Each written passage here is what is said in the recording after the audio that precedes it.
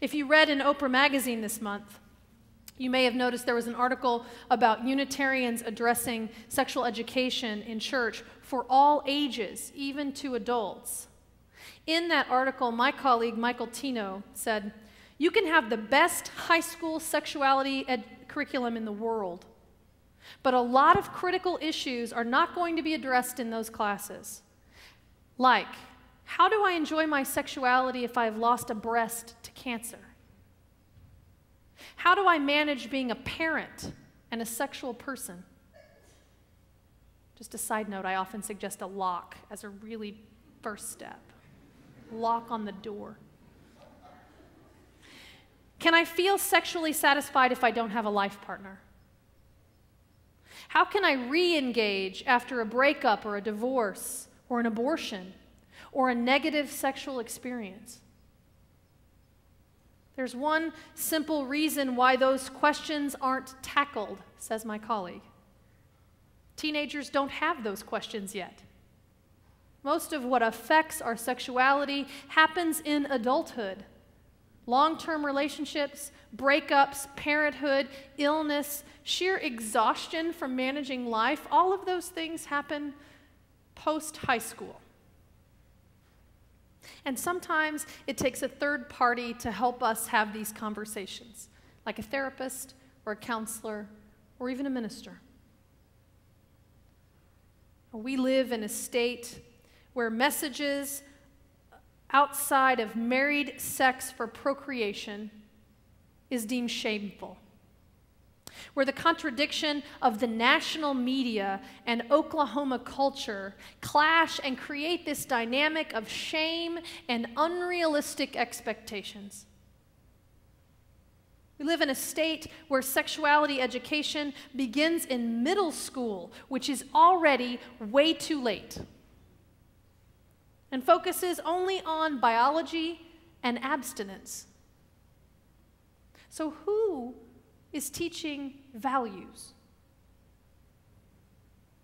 We live in a nation where of the approximately 750,000 teen pregnancies that occur each year, 750,000 children pregnant, 82% are unintended. So 82% of that 750,000 are unintended pregnancies, and more than 1/4 of those end in abortion. And our state is the worst, if you look at any list. I was recently put on a panel of what to tell our kids about sex in the age of social networking. Why they thought that I needed to be on that panel, I have no idea. But we were talking about Facebook and Twitter and MySpace and texting and what all of that, how that has an impact on our children and on sexual education. And I watched educated, open-hearted, involved, and loving parents struggling with this question. And it made me realize the importance of tackling sex from the pulpit. We need to have these conversations in church. Messages about sex are everywhere, and I would like us to shape our own values with intention and help shape the messages that our children are receiving. Help them wade through the sea of confusion with clear, age-appropriate messages about the threats, the dangers, the consequences, the joy of sex, as well as help them and us identify with what healthy and responsible choices about sexuality all throughout life look like. Now, I don't know about you, but my life would have been considerably different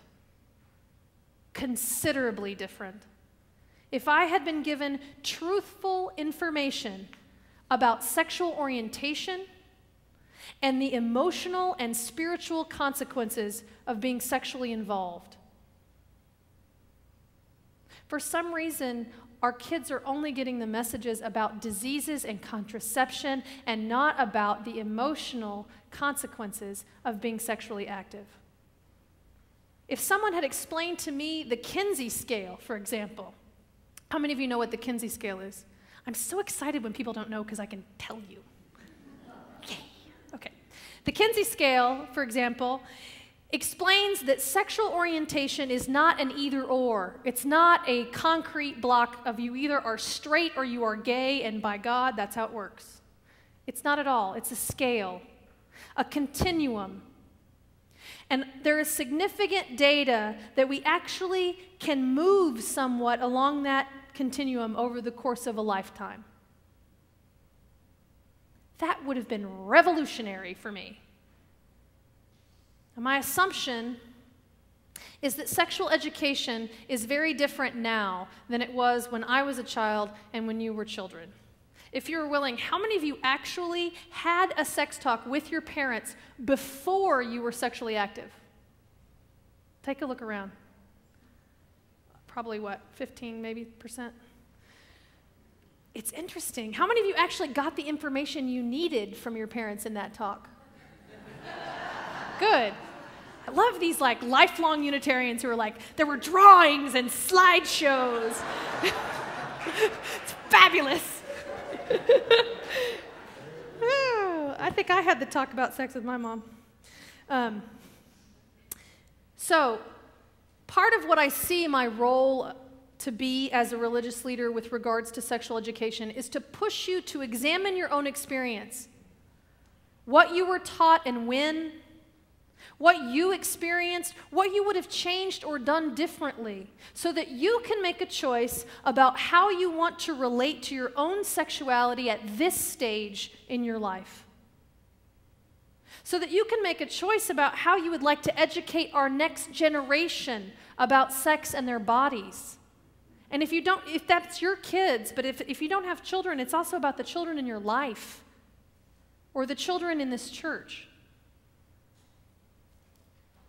Unfortunately, too many of us have also experienced suffering or anxiety related to sexuality rather than experiencing it just as a life-fulfilling gift.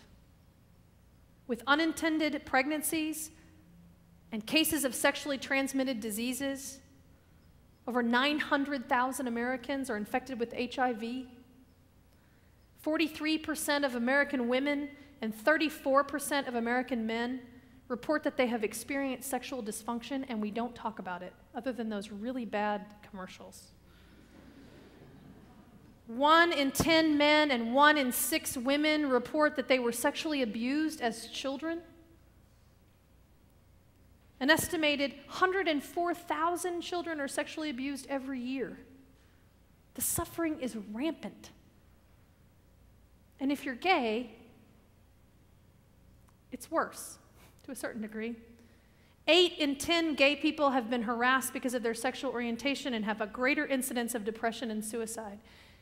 And a recent study in Tulsa, these are our kids, suggests that an alarming number of our lesbian, gay, bisexual, and transgender youth, the majority of those who responded to the survey, had considered suicide. The messages are about life and death. Presenting truthful, age-appropriate information in a culture of responsibility and acceptance is a matter of life and death, because they have to have something to counterbalance what they're getting out there. So talk to your kids, if you have them, today. And if they were down here, they're going to ask you. If you don't know what is age-appropriate, God bless Oprah Winfrey. Go to Oprah.com, where you can find a free, it's like a 50-page guide that divides everything up by age group, and you can look up questions and topics to talk about your kids about sex. Age-appropriate questions. Get involved in comprehensive or abstinence plus sexual education. Planned Parenthood would love to have you as a volunteer. Our own Shannon Boston and Kate Starr would love to talk to you about our programming here at the church. There are enormous benefits of having another adult with whom they can ask and receive support and factual information from. Where will our children take their cues about what is appropriate and what is not, if not from you?